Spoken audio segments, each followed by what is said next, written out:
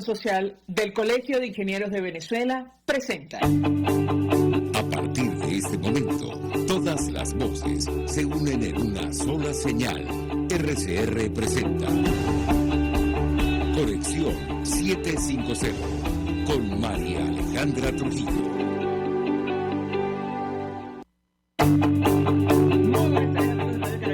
Todo el equipo que trabaja para ustedes a partir de esta hora los saluda, variada y abundante información que compartir a esta hora. Esto es Conexión 750, comenzamos.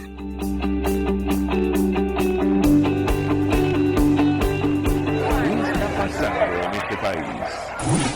Y saludamos a nuestro invitado de esta hora, Daniel Aguilar, es expresidente de Fedecámaras en el estado Táchira. Le agradezco recibir nuestra llamada. Muy buenas tardes. Buenas tardes, María Alejandra. Un abrazo cordial para todos los queridos oyentes de Radio Caracas Radio, el área metropolitana de Caracas y el centro del país.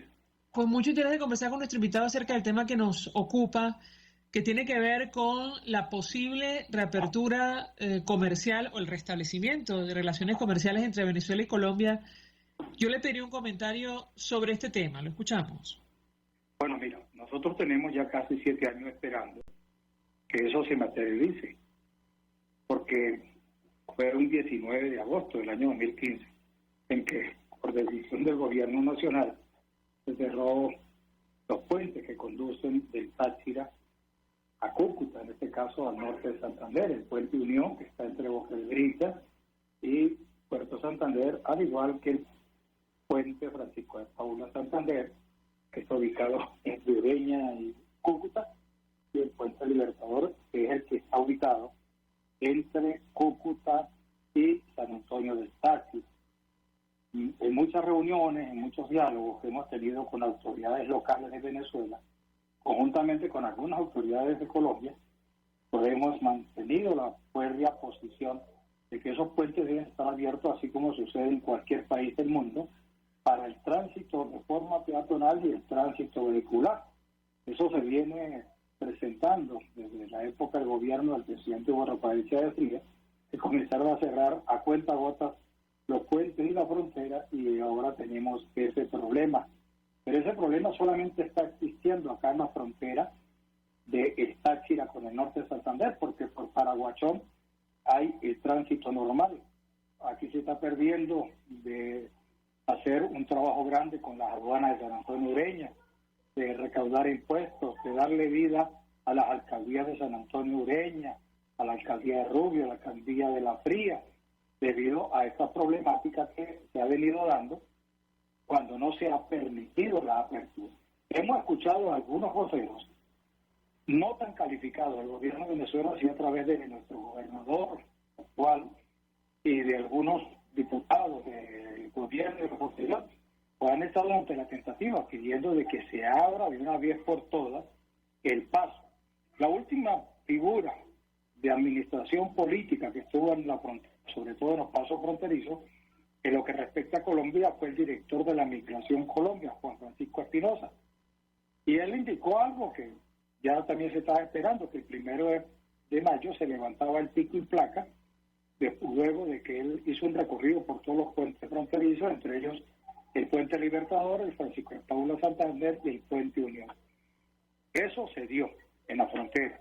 Hay el paso regular de venezolanos de forma peatonal por la frontera que une a Colombia con Venezuela, allí entre San Antonio, Ureña, Boca del Grita y Puerto Santander.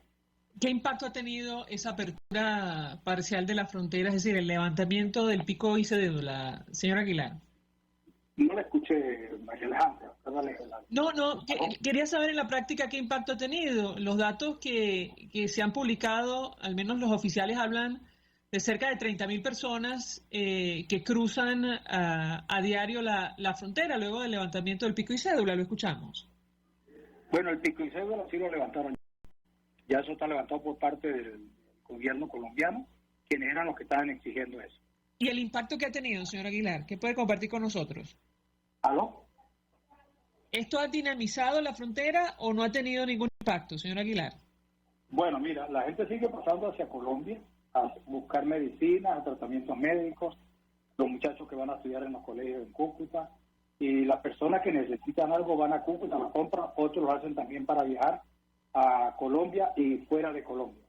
Sobre el tema de la seguridad, también quería preguntarle, señor Aguilar, porque recientemente medios de comunicación colombianos destacaban lo que está ocurriendo en La Parada, norte de Santander, en medio de una guerra, dicen ellos, entre el Ejército de Liberación Nacional y el denominado Tren de Aragua. ¿Qué puede compartir con nosotros? ¿Qué impacto tiene esto para esta región del país? Lo escuchamos. Bueno, mira, la frontera, tanto de la parte colombiana y la parte venezolana, es una frontera muy permeable. Allí se han radicado una gran cantidad de grupos. Podemos nombrar los grupos al margen de la ley. Lamentablemente, los funcionarios que han tenido que poner orden en casa se han descuidado en esa materia. Lamentablemente se han descuidado, no han hecho y no han cumplido con la responsabilidad que les indica el Estado colombiano y el Estado venezolano. Y eso ha permitido que eso se haya convertido en un sitio de nadie. Aunque uno pasa por allí, tiene que lamentablemente pasar por allí, por lo que llaman La Parada, para ir hasta Cúcuta, y de regreso también lo hace por esa vía. Claro, hay personas que pernotan y viven allí, pero allí han hecho su nido algunas personas, como ratifico, al margen de la ley, que afectan el buen desenvolvimiento del comercio, de la tranquilidad y la paz ciudadana, tanto del Estado colombiano como del Estado venezolano. Si permite, nuestro invitado, tenemos que hacer una pausa para ir a policía. Al regreso quisiera conocer su opinión acerca del impacto que tendrán las elecciones presidenciales en Colombia con relación a este tema de la seguridad. ¿Cuál es la expectativa que ustedes tienen? Al regreso a la pausa, le doy la palabra para contestar. Ya venimos. Usted está viendo Conexión 750 con María Alejandra Trujillo. Solo por RCR 750, porque lo bueno une. Puede seguirnos en nuestras redes sociales. En Twitter, @RCR750, la radio que se ve. Mensaje del ingeniero José Peraza, tesorero del FONPRES CIB. Estimado colega ingeniero arquitecto y profesional afín, el Colegio Ingeniero de Venezuela y el Fondo de Previsión Social, preocupado por la salud de tu familia, ha diseñado un sistema de salud integral que coloca a tu disposición y que contiene asistencia primaria de salud, ambulancia, hospitalización, cirugía, oftalmología, dermatología, fisioterapia, psicología, odontología, farmacia y funerario. Para mayor información, visítanos a nuestros portales cib.net.be, FONPRESCIB.net.be, Colegio de Ingenieros de Venezuela, construyendo el futuro. Amigos, nace un nuevo concepto de farmacia en Venezuela. Farmacia CVS y más. Todo lo demás. En Farmacia CVS, en español CVS, lo consigues todo en un solo lugar. Salud, belleza, hogar y comida. Un nuevo concepto en todo para un nuevo concepto de vida. Farmacia CVS y más está en el CCCT nivel C1, frente a Beco y al lado del Banco Mercantil. En Instagram, FarmaCVS, Farmacia CVS y más. Todo lo demás. RCR 750 AM. Porque lo bueno une.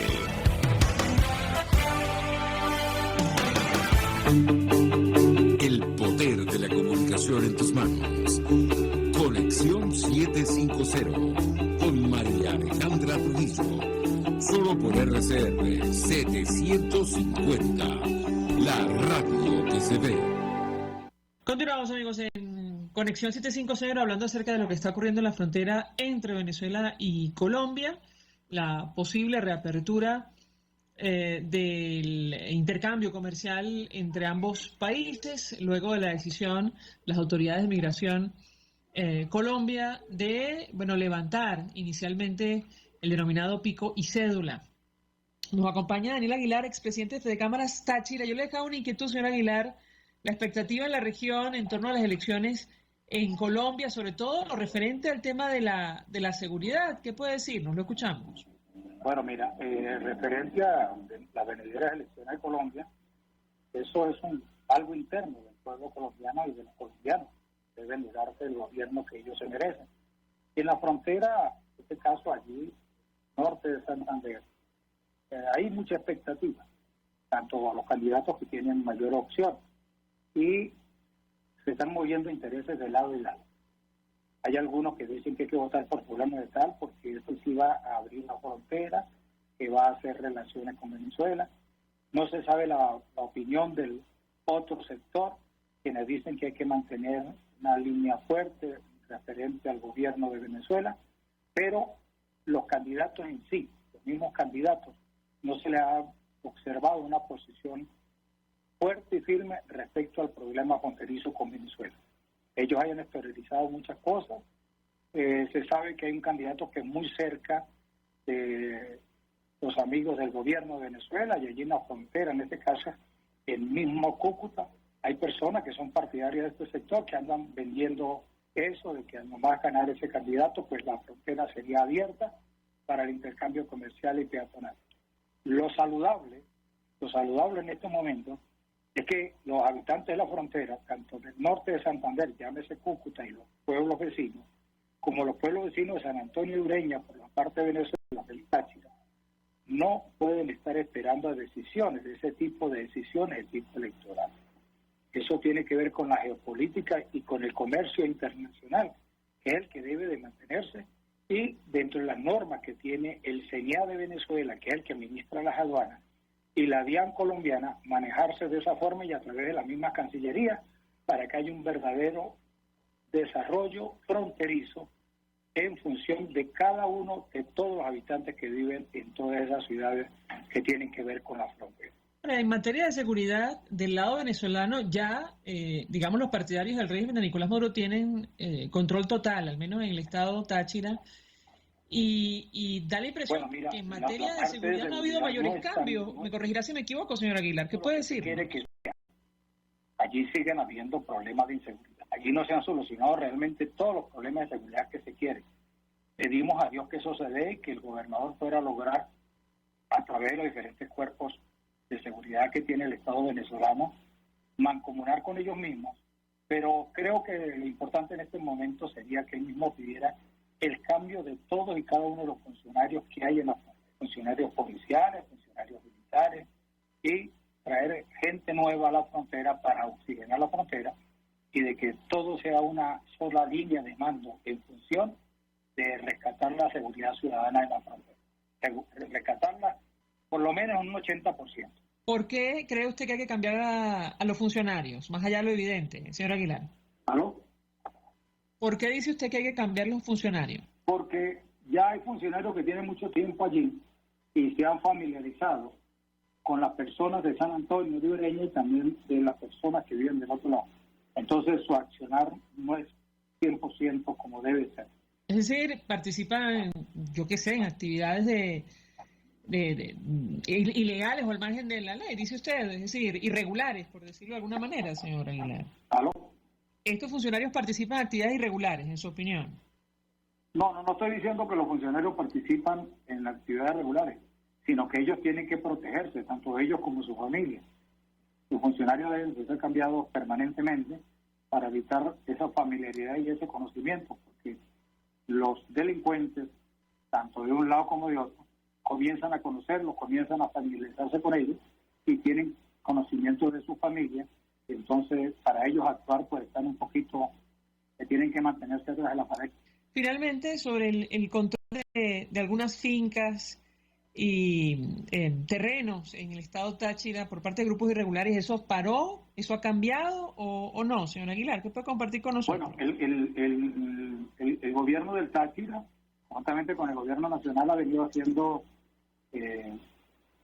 enfrentamientos y procedimientos en todos los sectores donde habían invadido fincas y han logrado algunos objetivos. Sí, se han logrado unos objetivos, se espera que se logre el 100% de los objetivos, porque las fincas deben estar en manos de sus propios dueños, no en manos de otras personas que no tienen nada que ver con la productividad agrícola, pecuaria o ganadera.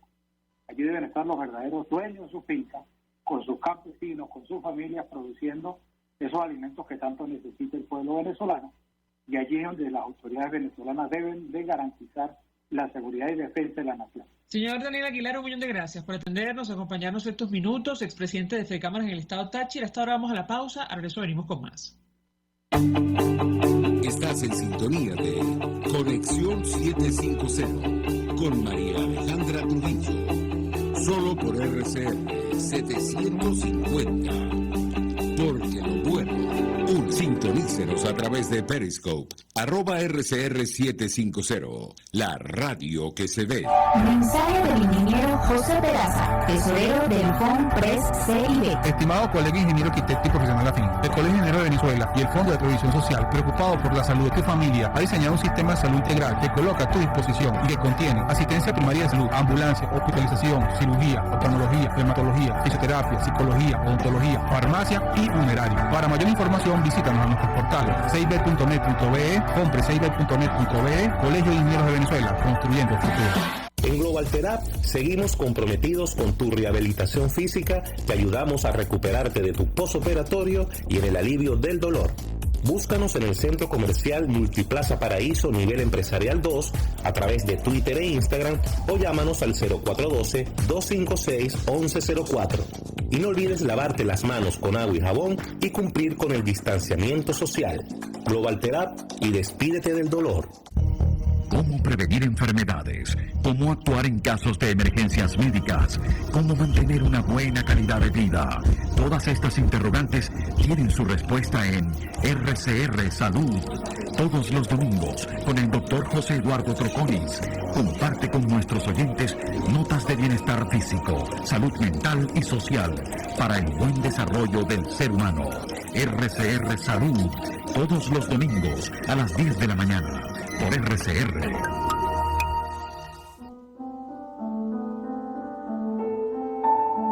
La Academia de Ciencias Físicas, Matemáticas y Naturales presenta El progreso tiene su ciencia.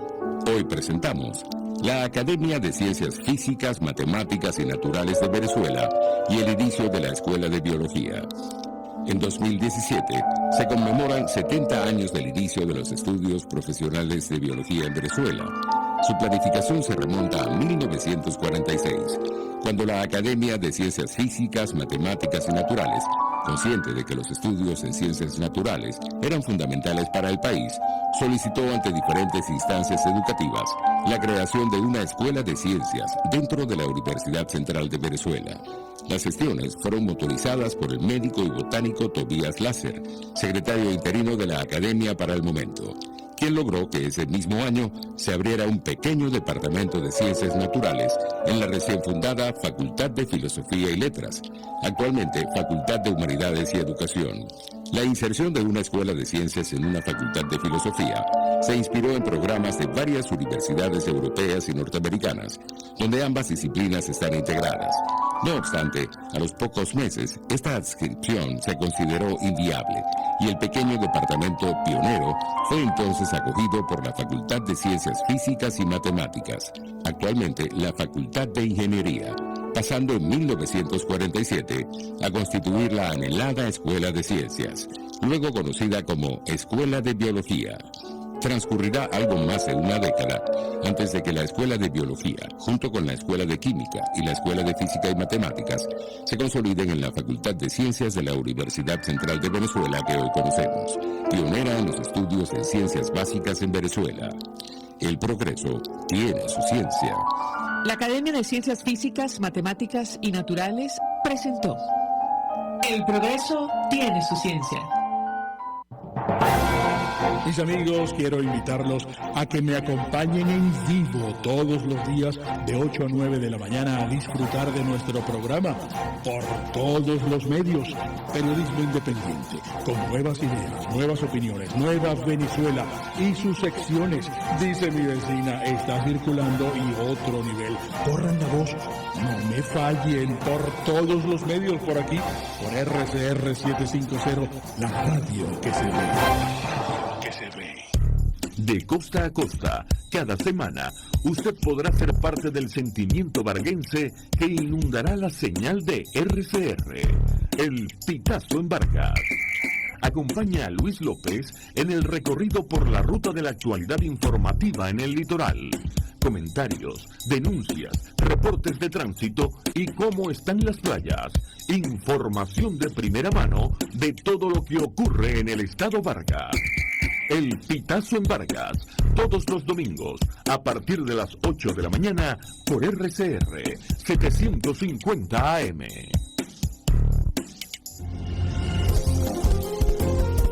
RCR 750 AM. Porque lo bueno une. María Alejandra Trujillo te acompaña en Conexión 750. Solo en RCR 750. La radio que se ve. Claro y raspado. Continuamos, amigos, en Conexión 750 y en esta parte del programa hablamos acerca de la dimensión social de la crisis que afecta a nuestro país. Nos acompaña para analizar este tema Susana Rafali, que es experta en nutrición pública, seguridad alimentaria, acción humanitaria independiente y quien trabaja directamente con Cáritas Venezuela. Gracias por atendernos. Buenas tardes. Hola, buenas tardes. Con mucho interés de conocer los detalles que pueda compartir con nosotros acerca de este informe de Cáritas hasta el año 2021, que habla de 22% de niños evaluados que se encuentran en riesgo de desnutrición. ¿Qué puede decirnos? La escuchamos. Sí, yo les agradezco que la constancia con la que nos han dado un espacio en ustedes para divulgar esto. Tenemos 5 años llevándole el pulso a la desnutrición infantil en las parroquias más pobres del país y aquí seguimos. Ustedes siguen dándonos este espacio, se los agradezco. La situación que estamos publicando recientemente corresponde a las tendencias del año 2021. No hicimos durante el 2020 y 2021 la publicación trimestral o cuatrimestral porque por efectos de la pandemia la metodología de evaluación de los niños en riesgo nutricional tuvo que cambiar. No pudimos hacer jornadas colectivas, tuvimos que salir a buscar a los niños donde estaban. Entonces ese cambio metodológico nos exigió algunos ajustes, pero las cifras que estamos presentando son representativas de las parroquias más pobres del país, siguiendo los criterios de siempre, y pudimos rescatar este número de observaciones que es bastante considerable. Lo que muestra la tendencia, tenemos dos hallazgos que resaltar. El primero es la desnutrición aguda, que se refleja en la delgadez extrema. Eso es una desnutrición reciente de déficit y privación nutricional muy a flor de piel, muy de corto plazo, que pudiera ser que estuviera afectando a los niños en los diferentes meses del año 2021 hasta terminar, ¿no? Y esa es la desnutrición que cursa con un alto riesgo de mortalidad para estos niños. Esa desnutrición, a pesar de que el año 2021 termina con un nivel un poco más bajo que el nivel que se registró al inicio del año, la tendencia durante todo el año fue a aumentar con algunas disminuciones en meses específicos que sabemos algunos factores a los cuales atribuirlo. Pero en general, a pesar de que terminamos con un nivel un poquito más bajo que como empezó el año 2021, ese 10.2, 10.3% de niños con desnutrición aguda grave registrados en promedio en todas las parroquias es consistente con una crisis de salud pública de alta seriedad. ¿Por qué es una crisis? ¿Por qué lo llamamos así? Porque son muchos más niños en una situación de desnutrición grave que los que tienen la posibilidad de salvarse con la oferta de servicios y las posibilidades que ofrecen tanto las organizaciones estatales como las no gubernamentales. Eso nos preocupa, que eso siga en niveles tan altos. Esta desnutrición aguda reciente es más intensa, es más severa en los niños más pequeños, en los niños menores de 2 años. Imagínate que la prevalencia de la desnutrición aguda grave en los niños menores de 2 años duplica el promedio nacional en todas las edades. Es decir, es 2 veces más intensa, más grave y más sufrida e importante en los niños más pequeños. El otro tipo de desnutrición que registramos es la desnutrición crónica, que es una desnutrición que lo que refleja es esa privación nutricional de 2-3 años acumulado. No es una desnutrición que pone al niño en riesgo de morir, pero que cursa con retraso del crecimiento y por lo tanto con un deterioro de las posibilidades de una vida productiva, de una vida sana, próspera. Entonces, el niño no se muere, pero se le acaban las posibilidades de vivir bien cuando en los momentos de su vida que está supuesto de crecer, crece en un estado de privación nutricional como este. En esas circunstancias están viniendo a Cáritas a buscar ayuda casi un 1/3%, entre un 28 y un 30% de los niños que vienen a Cáritas ya vienen con retardo del crecimiento. Esto quiere decir que han estado enfrentando una mala alimentación desde hace varios años, posiblemente desde el año 2019. ¿Qué es lo que nos preocupa de esta segunda desnutrición? A pesar de que de esta desnutrición el niño no muere, nos preocupan dos cosas. La primera es que entre esa cantidad de niños que ya vienen con retraso del crecimiento a Cáritas, un altísimo porcentaje ni siquiera está delgado, no viene con desnutrición aguda, es un niño retaco, como decimos en Venezuela, en inglés se dice stunted, es un niño que se le retardó su crecimiento y que sin embargo no está flaco, es decir, es un niño con retraso del crecimiento que posiblemente no pasó hambre, es lo que estamos llamando el hijo del mal comer. Ese niño posiblemente durante sus primeros 2 años de vida se le dio algo de comer, no tuvo hambre, no está flaco, pellejudo, con desnutrición aguda, pero lo que comió no fue suficiente para amortiguar su crecimiento. Entonces, estos niños, yo me atrevería a decir que son los hijos de las cajas CLAP, son los hijos de no tener un programa de niños sanos habilitados, de no contar con unos esquemas de vacunación completos, de pasar una y otra vez por enfermedades contagiosas prevalentes de la infancia que lo deterioran. O sea, que no solo le deterioran su salud, sino que compiten con las necesidades del crecimiento y entonces ocurre este daño nutricional secundario. Entonces, esto nos preocupa muchísimo como te digo, por dos cosas. Está ocurriendo en los niños menores de 2 años y cuando ese retraso del crecimiento ocurre en los primeros 1000 días de vida, causa un impacto que en general, en las condiciones en las que está el país, va a ser para siempre. De ahí no se regresa. Ese va a ser un niño rezagado para toda la vida y va a ser un adulto que va a suponer una carga sanitaria enorme para el sistema sanitario nacional. Y la segunda cosa que nos preocupa mucho de esta desnutrición crónica es que no vemos que haya en el país un sistema de protección social sensible a la infancia que tome en consideración esto. Si acaso ahorita se están beneficiando los niños que están llegando a las escuelas iniciales, a los Simoncitos, con las raciones del Programa Mundial de Alimentos, pero los niños que no están escolarizados, que son en los que en peor condiciones no están siendo alimentados con una nutrición adecuada. Entonces, esto nos preocupa, creemos incluso que este retraso del crecimiento comienza en la vida intrauterina, porque en los niños menores de 6 meses el 25% de ellos ya nace con retraso del crecimiento y desnutrición crónica. Entonces este niño es muy seguramente el producto de una mujer embarazada mal alimentada también. Entonces son las consecuencias a largo plazo de todo esto lo que nos está preocupando más y nos pone en mayor sentido de urgencia. Hay varios elementos que ustedes mencionan en el informe. Uno de ellos se refiere a la tendencia general en la desnutrición aguda global, que fue a incrementarse a lo largo del periodo con relación a los niveles del inicio del año. ¿Esto qué significa y a qué se debe? ¿Lo lograron identificar? La escuchamos.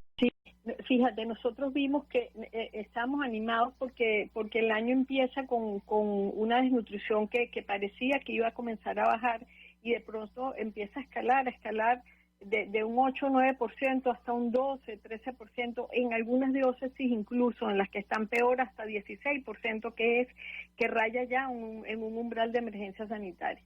Y luego hay unos meses en los que comienza a bajar sostenidamente, lo cual nos anima mucho. Y aunque los datos no permiten hacer un análisis estadístico potente, sí podemos hacer una correlación empírica muy por encima de hacer coincidir que los meses en los que la desnutrición fue un poquito más baja durante el año coincide con los meses en los que se desaceleró la inflación, bajó la velocidad de la inflación. Segundo, la flexibilización económica y la dolarización de facto que ha permitido un mayor nivel adquisitivo en los últimos meses. Y tercero, que es muy importante también, coincide con que se flexibilizaron las medidas de control sanitario y comenzaron las actividades escolares presenciales, lo cual ha permitido que los niños vayan al colegio, tengan acceso nuevamente, aunque no sea de la mejor calidad nutricional, al programa de alimentación escolar, pero además es que el niño que va al colegio ya no está en la casa y baja la presión de consumo en la casa. Entonces nosotros atribuimos a la disminución de la inflación, a la reconversión monetaria y a la flexibilización económica y al regreso a clases los meses en los que vimos mejorar los niveles de desnutrición.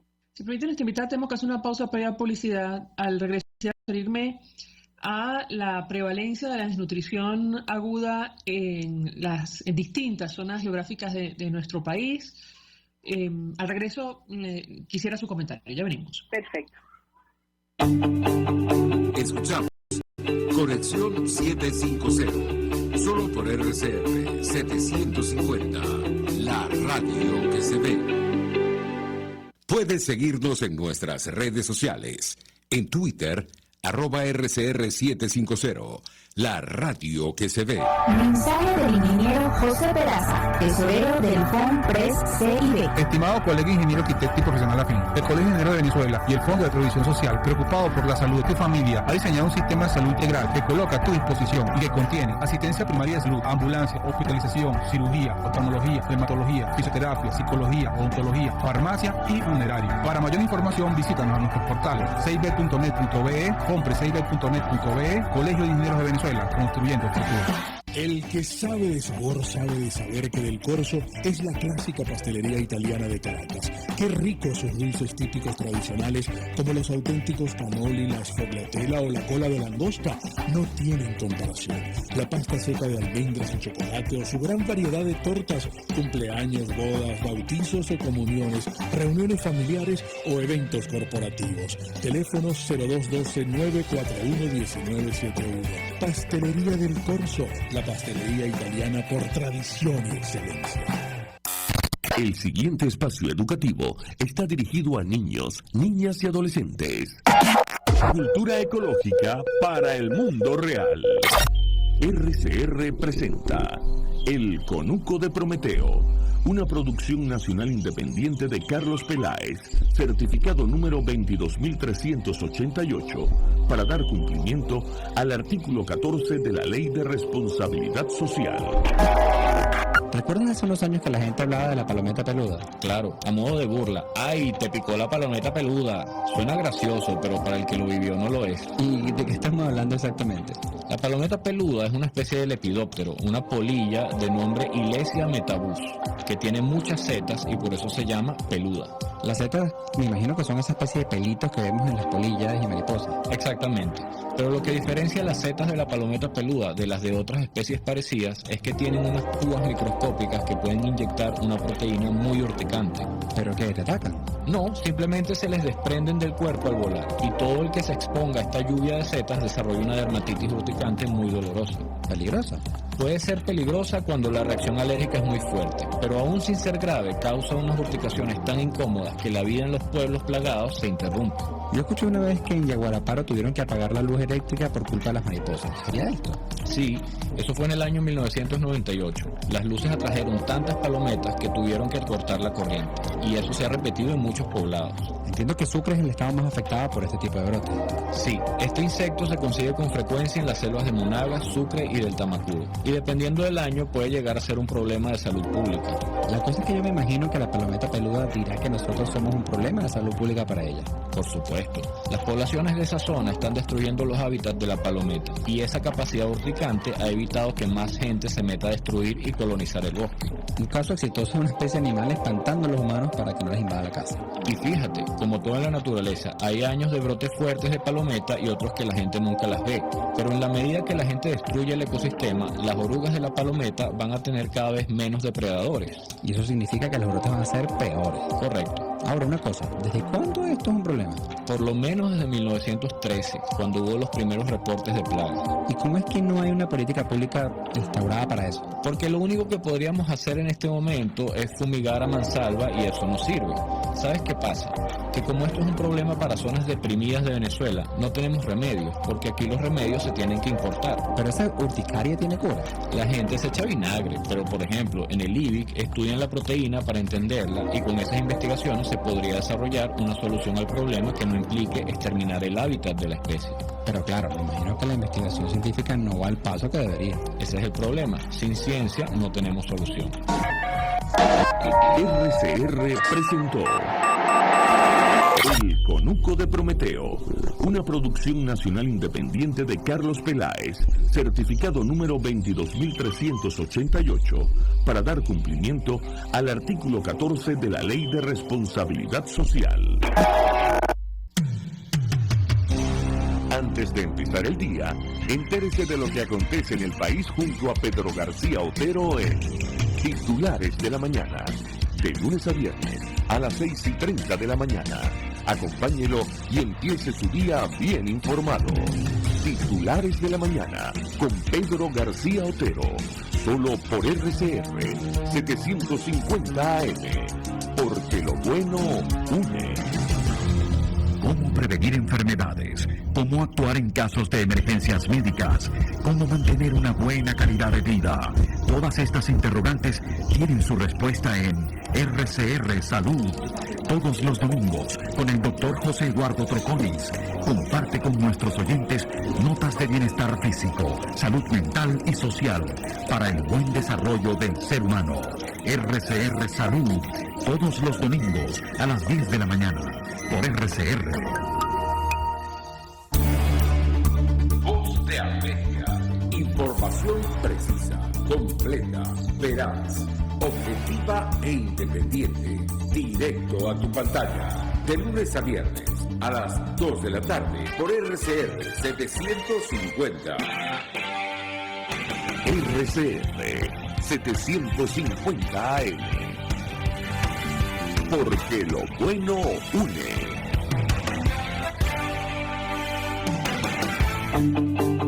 El poder de la comunicación en tus manos. Conexión 750 con María Alejandra Trujillo. Solo por RCR 750. La radio que se ve. Continuamos, amigos, en Conexión 750, hablando acerca de lo que está ocurriendo en materia de nutrición en Venezuela como parte de la dimensión social de la crisis que afecta a nuestro país. Nos acompaña alguien que conoce perfectamente el tema, Susana Rafali, que es especialista en nutrición, en seguridad alimentaria, trabaja con Cáritas en Venezuela. Y yo le dejaba una inquietud a propósito de las zonas geográficas. Uno de los elementos que ustedes destacan es que el número de niños con desnutrición aguda global alcanza niveles de emergencia en las diócesis de San Fernando de Apure y Machiques. ¿Qué está ocurriendo en esta parte del país? La escuchamos. Sí, Machiques se ha mantenido por mucho tiempo como entre las diócesis con mayor cantidad de desnutrición. Ahí coinciden varias cosas. Es una zona con un acceso precario también al agua segura, pero además es una zona en la que la actividad ganadera, que era una oferta constante de ingresos, de fuentes de ingresos para las poblaciones más pobres, decae en esa zona por las diferentes problemáticas que afectan al sector ganadero.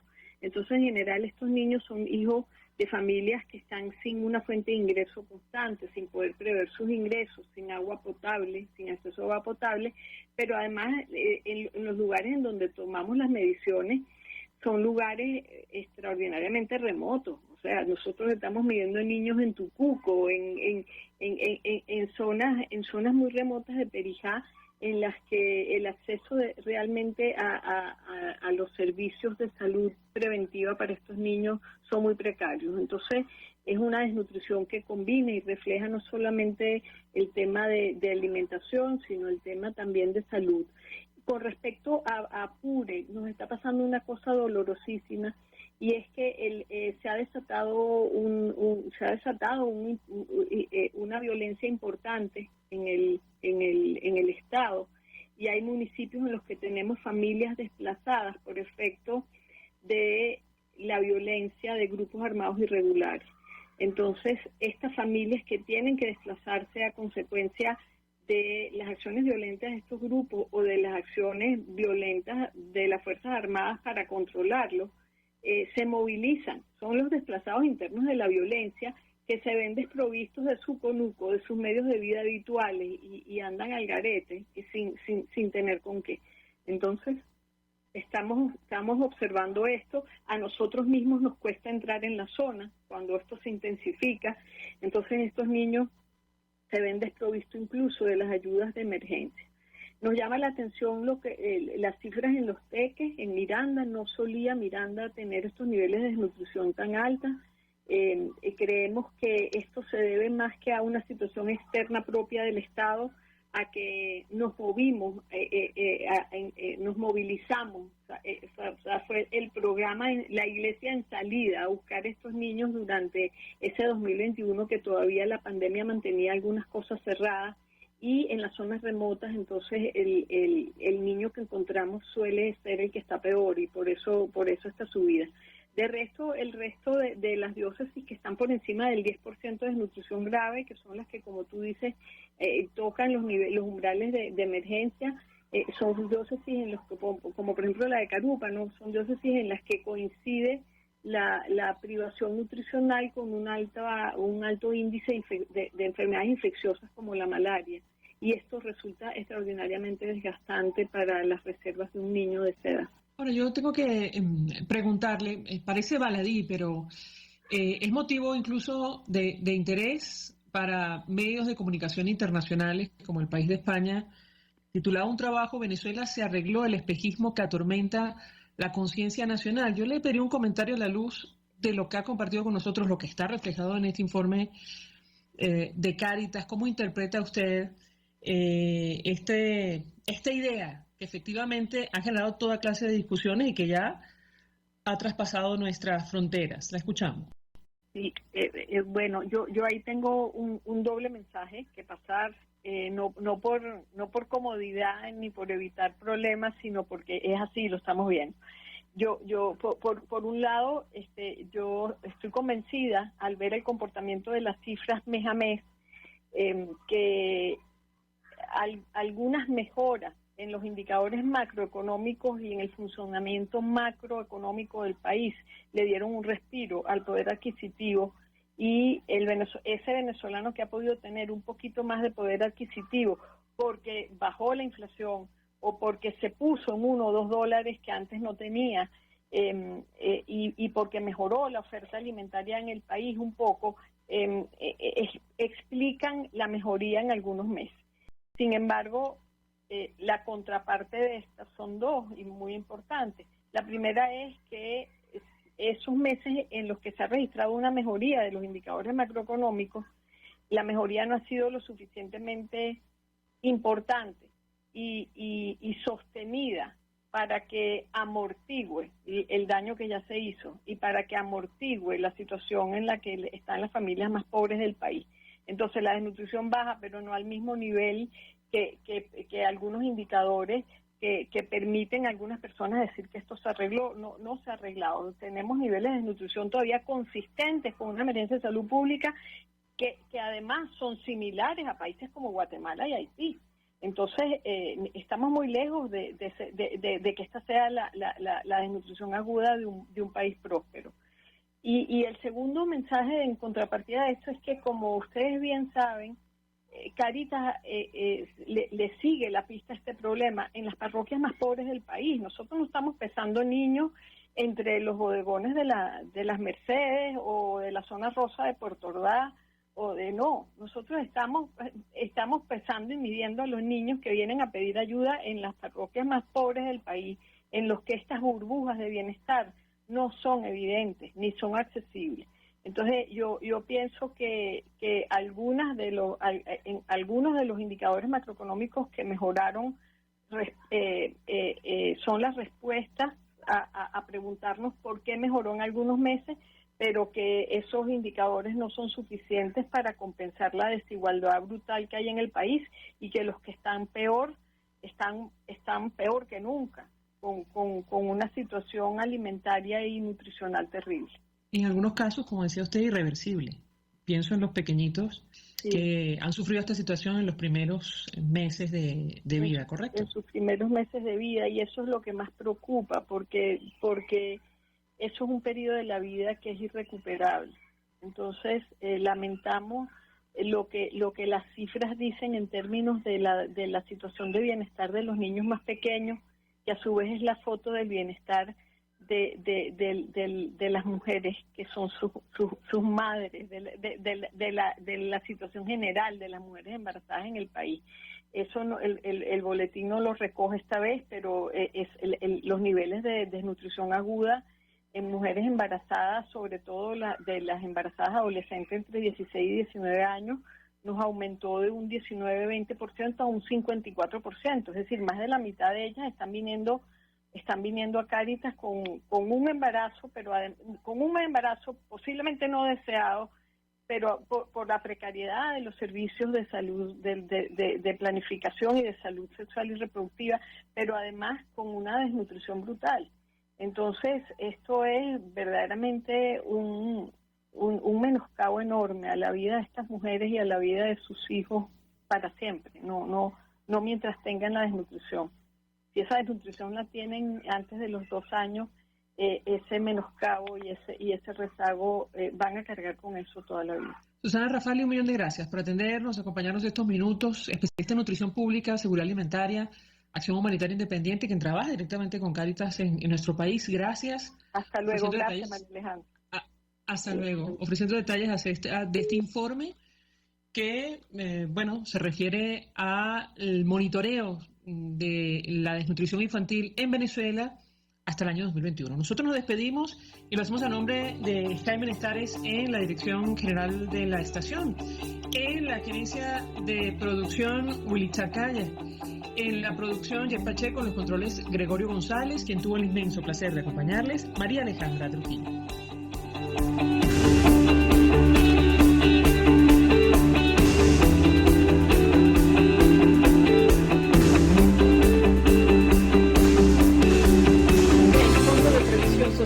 Del Colegio de